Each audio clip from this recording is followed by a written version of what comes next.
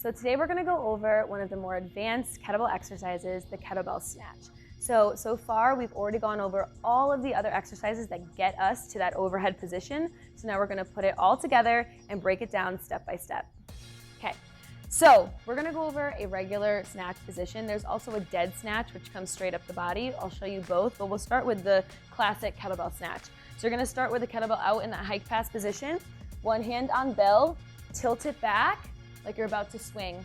From here, we're gonna hike the bell back and place the bell right up to the ceiling in that overhead position like you're at the top of a push press or a strict press. From here, we let the bell drop, hike it, and put it back down to the floor. So the snatch is one of the more difficult kettlebell exercises, so there is a lot of room for mistakes. We're gonna go over some common mistakes.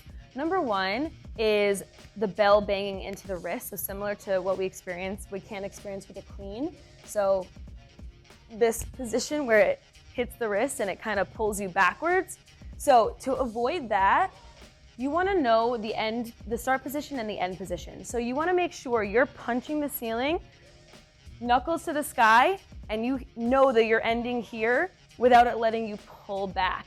In addition, if you keep the arms straight, the bell's gonna fall and hit you. So you actually want to go from a horizontal position into a vertical pull. So the elbow stays tight to the body, straight up. Same thing on the way down. The elbow stays tight to the body, comes back down, and then lands in the same position. Another common mistake we see with the snatch is people want to use just their arms to get the bell overhead rather than driving their feet through the floor and using their hips to get the power. So what that looks like is going to be here,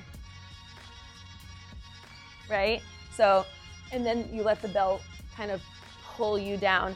What we really want to do is drive the feet down, drive the hips forward. The hips should arrive before the bell arrives at the top. So from here, and then back down. Another common mistake we see with the snatch is the arm ends up here at the end position versus here. So this position is what we go for every single time at the top of our snatch, just as if you were doing an overhead press. So a lot of times we'll see this, where we're leaning forward, we're not getting hip extension, and we're not getting the full snatch overhead. So you wanna make sure you get those hips through and you take your time, patience at the top before your next rep. So other variations of the snatch that you can practice would be the dead snatch. So the dead snatch is coming straight from the floor in between your heels rather than out in front of you in the hike pass position. So this is a full-on vertical pull position the entire time. So kettlebell starts in between the heels. You're gonna have the tall chest, up, and straight back down. In this version, the heels are allowed to come up and down because you're going straight up. In your hike pass snatch, so that version, your heels have to stay down. Another great way to practice your snatches is by doing a half snatch. So you start with the bell, bring it all the way up, and then instead of dropping it, you're gonna come to the rack position, throw it back, and come straight back up. So that's another great way to practice if you don't feel comfortable coming all the way up and down when you start. If you're feeling really comfortable with your snatch, you can make it a little spicier by adding another bell and doing a double snatch. So from here, grab both the bells, get under it,